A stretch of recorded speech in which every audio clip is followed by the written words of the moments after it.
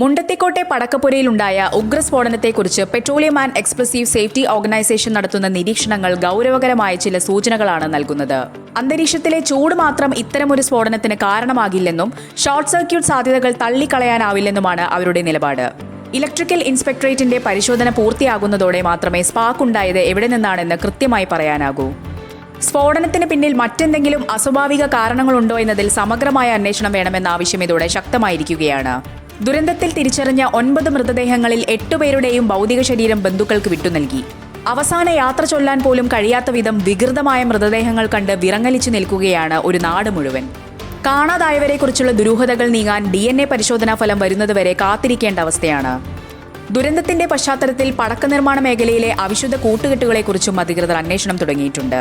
ഇതിന്റെ ഭാഗമായി Palakkad മുതലമടയിലെ പടക്ക നിർമ്മാണശാലയ്ക്ക് stop memo നൽകി.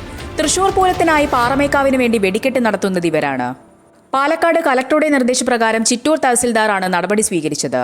കോട്ടയം സ്വദേശിയുടെ ഉടമസ്ഥതയിലുള്ള ഈ സ്ഥാപനം നിലവിൽ പോലീസ് കാവലിലാണ്. ലൈസൻസുകൾ നൽകുന്നതിലും പരിശോധനകൾ നടത്തുന്നതിലും ഉദ്യോഗസ്ഥർ കാട്ടുന്ന ഉദാസീനത കൂടി അന്വേഷണത്തിന്റെ പരിധിയിൽ വരണമെന്നാണ് ഉയരുന്ന ആവശ്യം. സുരക്ഷാ മാനദണ്ഡങ്ങൾ കാറ്റിൽ പറത്തിയാണ് പല വെടിക്കെട്ട് പൂരങ്ങളും പ്രവർത്തിക്കുന്നതെന്ന് ജസ്റ്റിസ് PS ഗോപിനാഥൻ ഉയർത്തിയ വിമർശനം ഭരണകൂടത്തിനുള്ള താക്കീതാണ്. വെടിക്കെട്ടുകളിൽ ശബ്ദത്തിനും വീര്യത്തിനും അമിത പ്രാധാന്യം നൽകുന്നത് നിരോധിക്കണം.